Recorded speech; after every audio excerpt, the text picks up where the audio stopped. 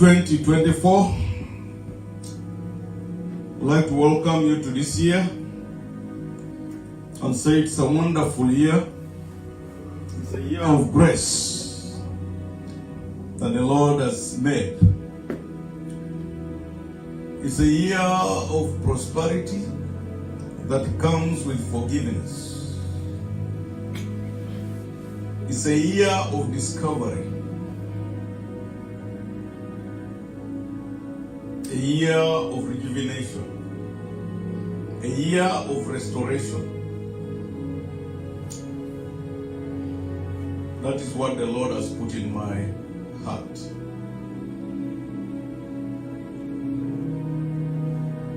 I'd like to welcome you to Grace Deliverance International Church, all the way from Wichita, Kansas, our headquarters, United States of America.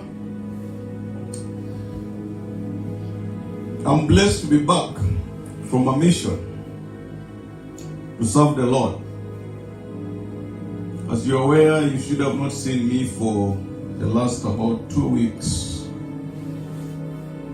on camera. But I had a wonderful time abroad. And I saw the Lord's hand of restoration. And I believe for those who are under the sound of my voice, if you listen to me carefully, attentively, and soak in what I'm about to preach, you'll be a partaker of 2024 restoration, prosperity, rejuvenation. Whatever has been stagnant in your lives is going to be reactivated. For those people who had lost hope, I'm going to give you a secret to restore your hope. And if you follow me carefully, within 3 months from today,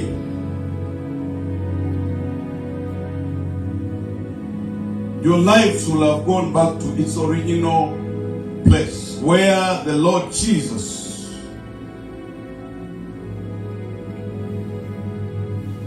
meant to be. I want us to remember one thing, that during creation,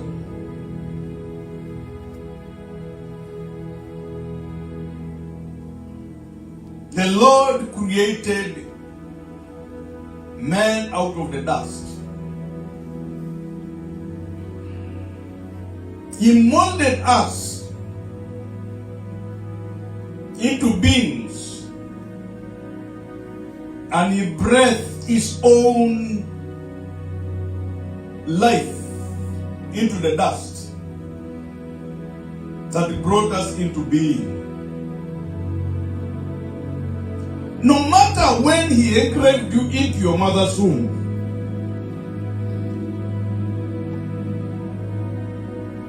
that is not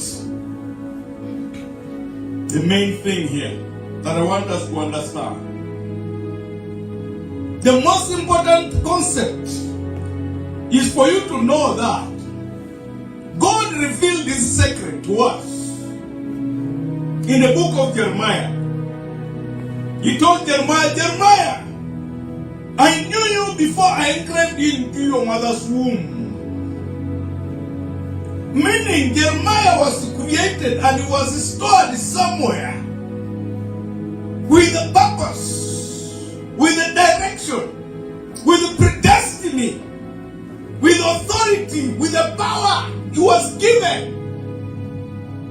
At the time when God created him, not at the time when God engraved him into the mother's womb. Not at the time when He said, Jeremiah, this is where I'm going to put you. I'm going to put you in the land of Israel. I'm going to put you under the parents who are Israelites. the co-creators with me, not around that time. He says, Jeremiah, I knew you before I engraved you into your mother's womb. I ordained you as a prophet to nations. That is before he was engraved into the mother's womb. That's before he was positioned and moved. This is what I want us to understand. That no matter what situation you're going through, no matter where you were blessed by God, no matter where you were born in, no matter what country you are engraved into somebody's womb by God, He had a purpose and He had a reason. He had something that He wanted you to accomplish, and He had something that He wanted you to come out of. He had something that He had commissioned you, just like the way you commissioned Jeremiah. This is what I want us to know. And this is what I want us to understand. The God we serve is a God of order. He's not a misplaced God. The God we serve is the owner of the resources. He's not a beggar. The God we serve says, if it was not so, I would have not told you that there are mansions in my Father's house.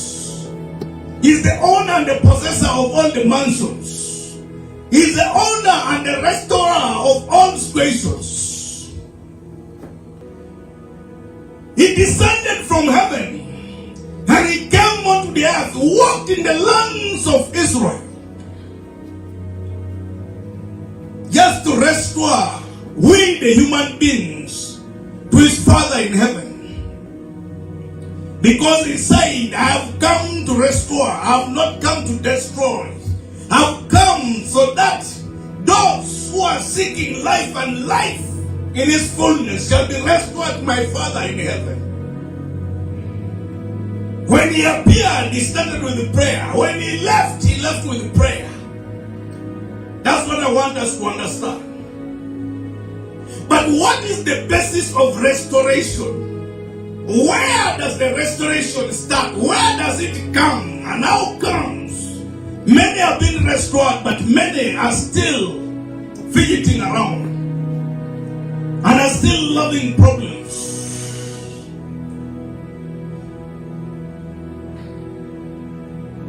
My father, he spoke to me and he said, son, listen. The message you're going to preach is a message about forgiveness and restoration. The main thing is for us to forgive one another. Because He forgave us and He restored us to His Father in heaven. He came and died for us, we the sinners who had fallen short of His glory. In the Garden of Eden, and He restored us to His Father. He was wept, He was pierced. They put stones upon Him.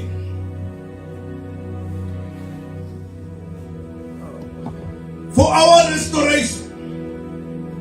He was mocked. They spat at Him.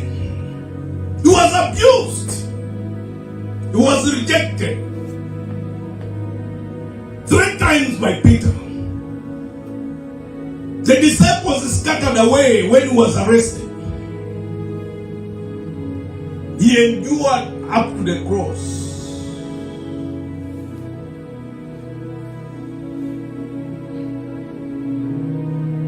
But all that was forgiveness. The endurance He took was a heat of forgiveness.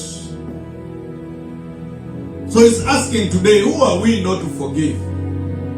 Who are we that people have wronged? Just a simple thing. Maybe they have taken your $100,000 and now you are angry with them forever and ever. And from the set of the sun up the time when it is setting, from the rise of the sun up the time it is setting, from the time you met somebody and they did something wrong to you, up the time when you got your grave, your mouth Your face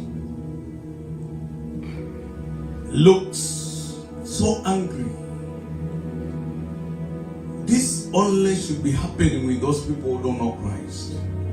But if you know Christ and you profess Christ and you confess that He's Lord, the Savior of your life, no matter what somebody does to you, forgiveness is a key. Forgiveness is the way. Forgiveness is light. I want us to go to the book of Psalms. Psalms 103. From verses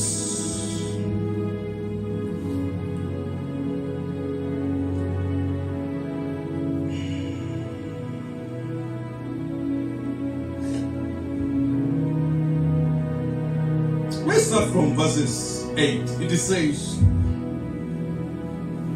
the Lord is merciful and gracious, slow to anger, and abounding in mercy. He will not always strive with us, nor will He keep His anger forever. He has not dealt with us according to our sins, nor punished us according to our iniquities. For as the heavens are high above the earth, so great is His mercy towards those who fear Him. As far as the east is from the west, so far has He removed our transgressions from us. As a father pities his children, so the Lord pities those who fear Him.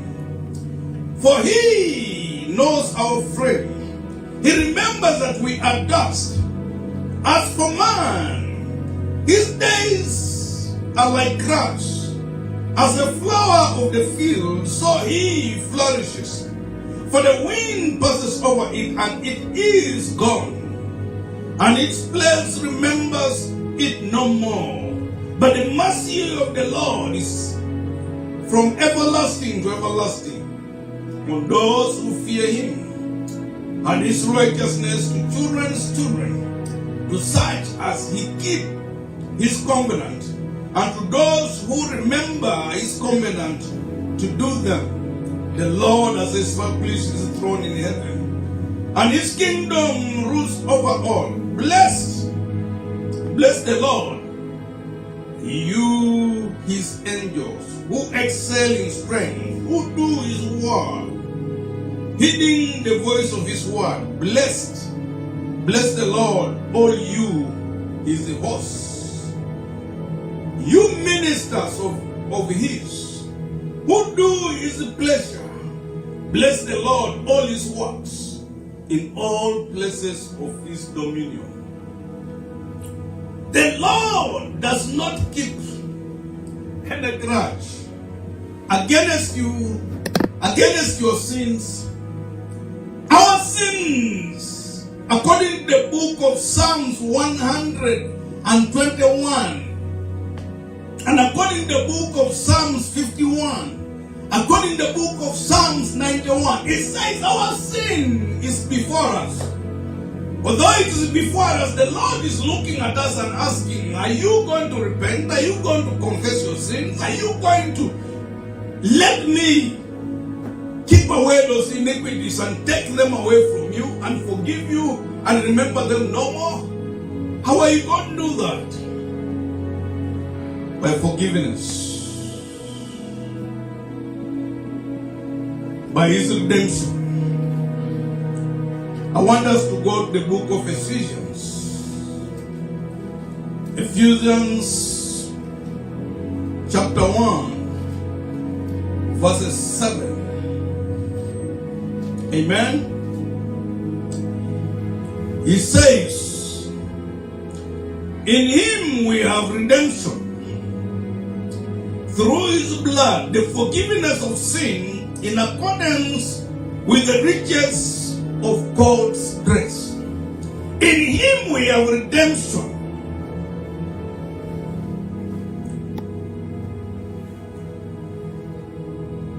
Through his blood.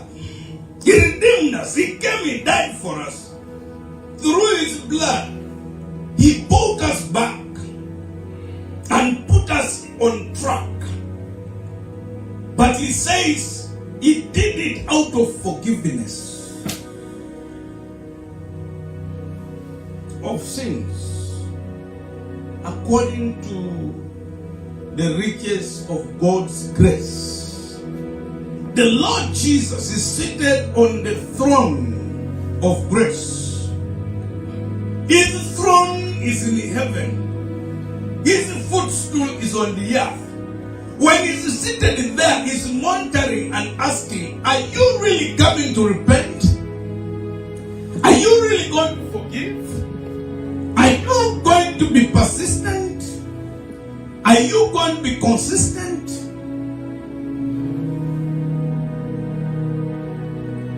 Oh, you are not willing to forgive. If you don't forgive, if you hold on to people, even him will not forgive you. He's waiting. The stagnation you're having is as a result of not forgiving. He says, well, if you don't forgive, why do I release you and rejuvenate you from that stagnation? Why do I forgive you and remove you from that sickness? Why do I forgive you and remove you from that poverty? If you cannot forgive, forgive and I'll open all the floodgates in heaven and release all the riches that I had for you originally before I engraved you into your mother's womb. Because when I meted you with a purpose, with a plan of execution that you're supposed to do as something I molded out of the dust. People of God, you know when you are being creative, for those ones who are artists, who are craftsmen, when you're making a table or when you're making a pulpit, you have a purpose for that pulpit. You're not just making it for no reason. You're making it and saying this pulpit is going to serve in church. It's where I will put the Bible. It's where the minister will stand and minister to the people. It's where God is going to be given glory. You have all these plans before you start making this pulpit here. You're not just going to make it because you just want to make it. So even God, before he engraved you into your mother's womb, he created you first. And he created you out of dust. He molded you. In his mind, he had the plans of you and what you are supposed to do, where you are supposed to be, and what you are supposed to be directing in this earth. Now that you are in full gear, as a being walking in the face of the earth, you got to remember.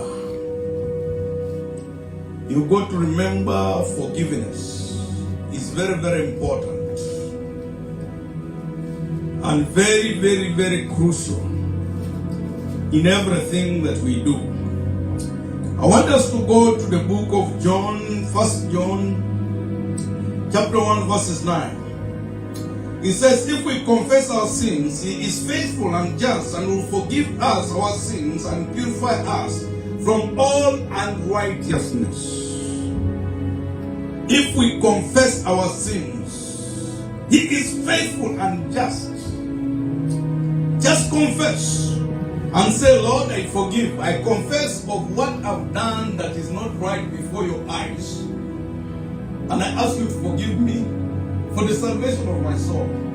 I ask you to forgive them for what they have done. The sin that they have sinned against me, the things that they have done against me that are not good.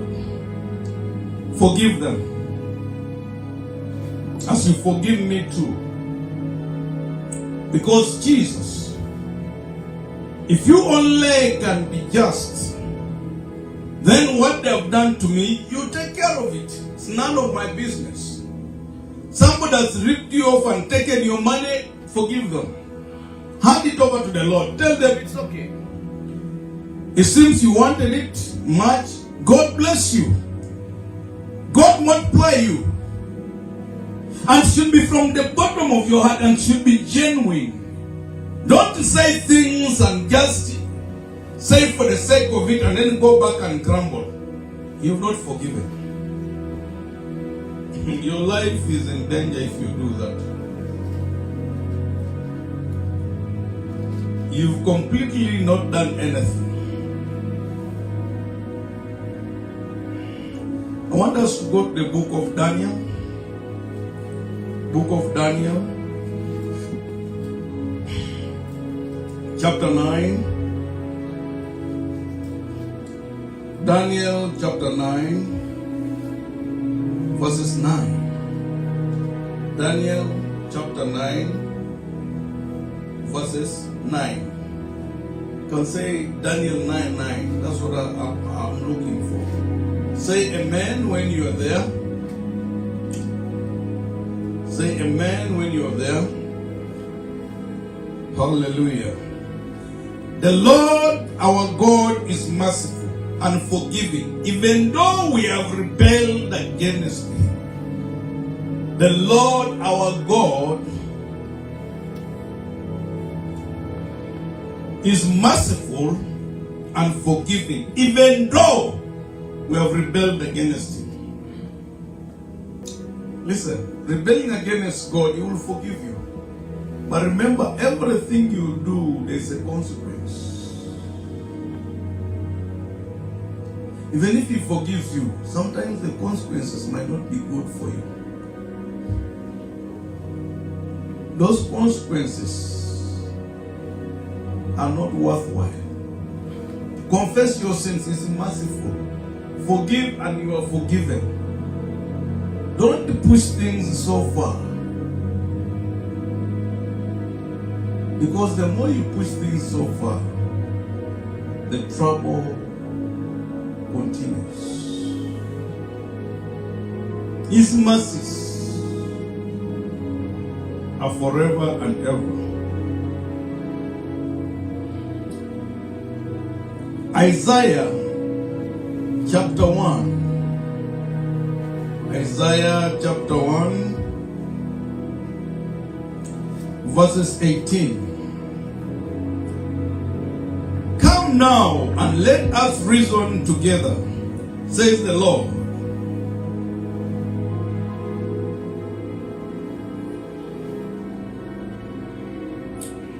Through your sins are like scarlet, they shall be as white as snow. Though they are red like crimson, they shall be as wool. If you are willing and obedient, you shall eat the good of the land. But if you refuse and rebel, you shall be devoured by swords, for the mouth of the Lord has spoken. Come, let us reason. Come, let us settle this. And He says, I'm waiting for you. He's knocking at your door. Every day is there. He's waiting. Patiently. Remember, He's a silent listener and a quick responder. As long as you call on Him, He's always available. He's always there with you.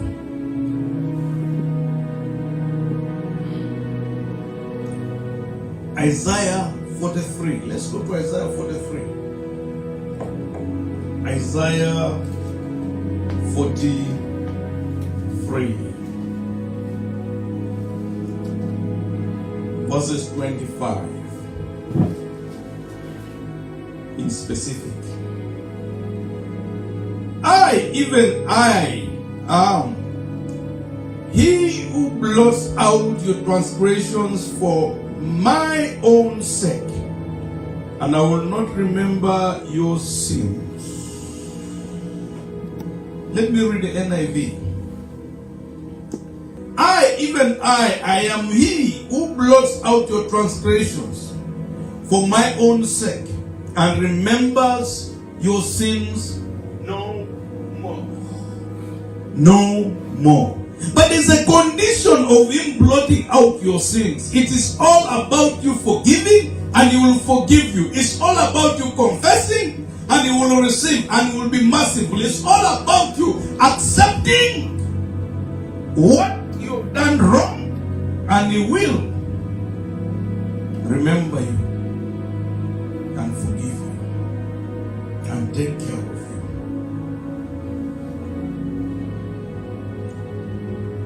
Hallelujah. Today I'm just interested in reading the scriptures so that it will reinforce what we have to do. Let's go to Micah. Micah chapter 7 verses 18 to 19. Micah chapter 7 verses 18 to 19. Who is a God like you, who pardons sin and forgives the transgressions of the remnant of his inheritance? You do not stay angry forever, but delight to show mercy. You will again have compassion on us. You will tread our sins underfoot, and howl all our iniquities into the depth of the sea. You will tread our sins under your foot, and howl them under the sea. People of God, if God can do that, why can't you forgive? If God can do that, why don't you forget? Why do you keep holding on to things that people have done to you? What good is it? Remember, we are sojourners in the face of the earth. We are not going to be here forever. We have no time. The only time that God has given us and has calculated for our lives is what He sent you to do. The more you waste time being angry with others, trying to cause problems, trying to have grudges, trying to kill others, trying to shout others, trying to gossip at others, you're wasting the precious time that God set for you for execution in this face of the earth. Your journey is affected. Just remember that. Just remember that. Just remember that.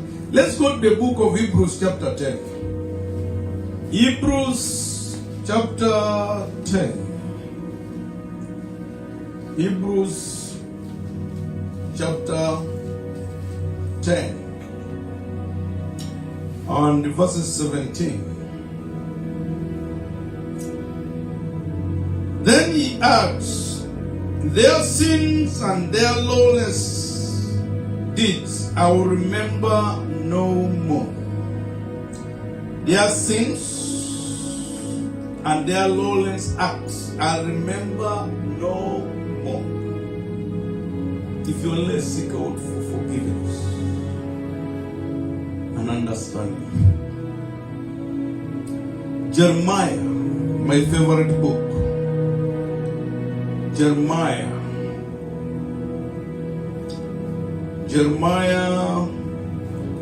chapter 31. Jeremiah chapter 31. Jeremiah chapter 31. If you are there, say amen with me. Jeremiah chapter 31, verses 34. Verses 34. Amen.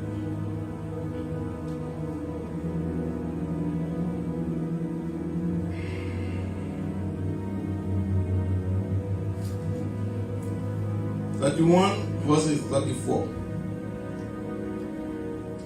It says, "No more shall every man teach his neighbor, and every man his brother, saying, Know the Lord, for they all shall know me, from the least of them to the greatest of them, says the Lord, for I will forgive their iniquities, and their sin I'll remember no more."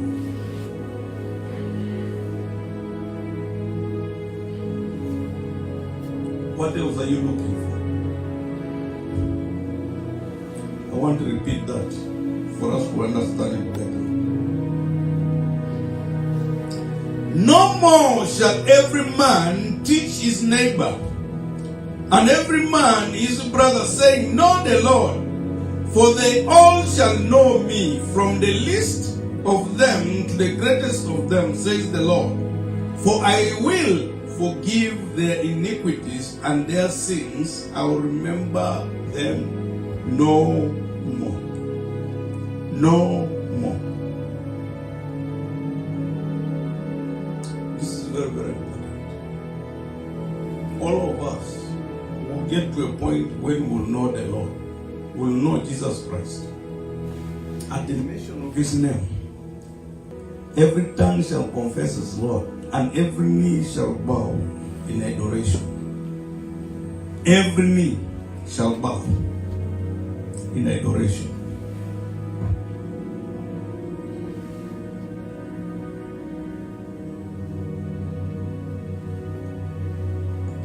Us knowing the Lord and understanding whom he is very critical for our journey.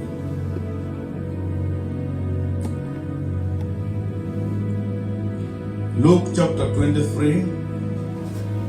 Luke chapter 23. Luke 23, verses 34.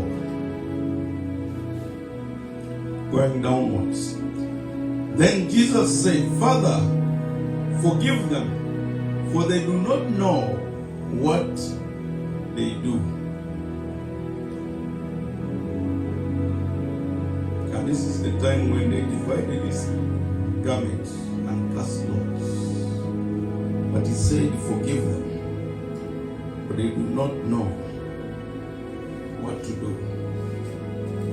Let's go to Luke chapter 5, verses 20. We're just getting some information, and I want us to be listing down those things. It's about forgiveness. It's about forgiveness. Luke chapter 5, verses 20. He says, when he saw their faith, he said to him, Man, your sins are forgiven. Man, your sins are forgiven. This is the paralytic that they brought and lowered on top of the roof where Christ was. They had faith in him, and he declared that his sins were forgiven. Just forgiving his sins, he stood up.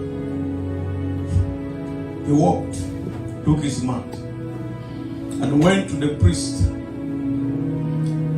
to present himself. For that was what was required in Israel. Amen. I want to conclude by saying,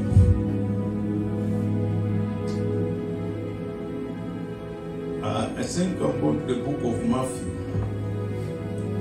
The book of Matthew. Matthew Let's start with the chapter 18. Matthew chapter 18 from verses 21 to 22. He says, Then Peter came to him and said, Lord, how often shall my brother sin against me and I forgive him? Listen, up to 7 times. Jesus said to him, I do not say to you up to 7 times, but up to 70 times 7. Up to 70 times 7. What is 70 times 7? 190. In a day. 70 times 7, 190 in a day. 490 in a day. He said, I do not say 7 times, I say 70 times 7. Some of us, somebody will just annoy you for one thing, and then your mouth will be just big for a whole day, a whole week, a whole month, a whole year. Come on. Jesus instructed us and said 70 times 7. 490 times a day. Is that even possible that somebody can sin against you all that times? I want us to remember that. And I want to emphasize much. And I'm still in Matthew. Just trying to emphasize, because I want us to understand this, that what is going to restore you today, in any problem you have,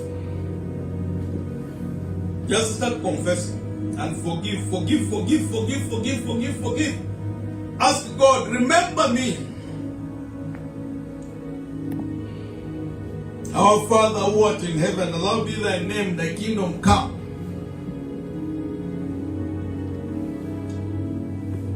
As it is in heaven.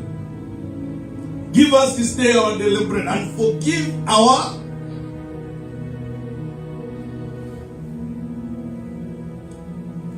sin as we forgive our debtors, or those sinners who have sinned against us.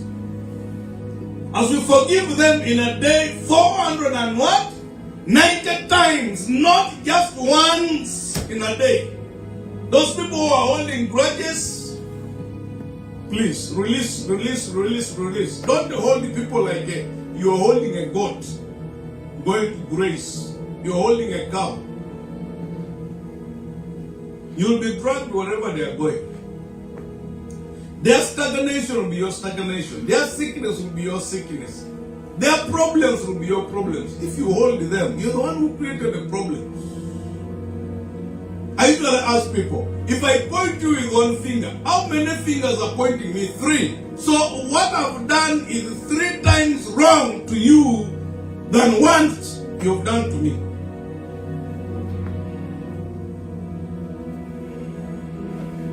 Forgive. It sums it all by saying in the book of Matthew chapter 6 from verses 14 to 15. 14 to 15, it says, For if you forgive me, if you forgive men their trespasses, your heavenly Father will also forgive you. But if you do not forgive men their transgressions or trespasses, neither will your Father forgive your trespasses.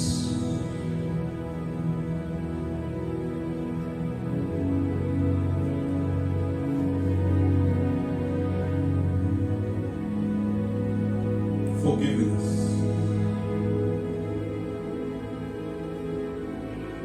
Repeat after me, Lord Jesus. Today, I stand before your presence, before the throne of grace, which you took over after you forgave.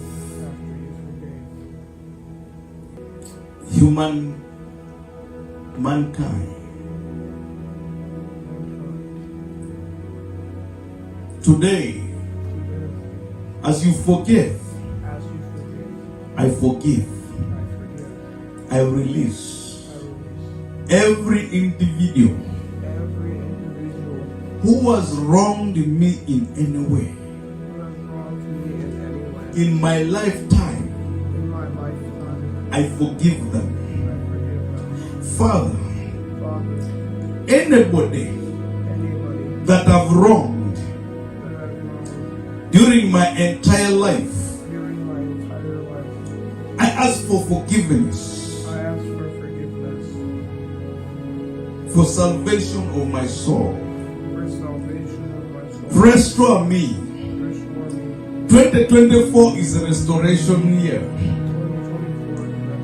2024 is a prosperity year. Father, I am a partaker of your restoration. I'm a partaker of your rejuvenation. I'm a partaker of your prosperity. Because I have forgiven and have accepted what you've said. And from today onwards, oh God, I am going to be forgiving mankind. 490 times, as you said in the book of Matthew. 490 times, as you say in the book of Matthew. In chapter 18, from verses 21 to 22. In chapter 18. You declared and said, when Peter asked you, he said, is it 7 times? You said, no. I say 70 times 7.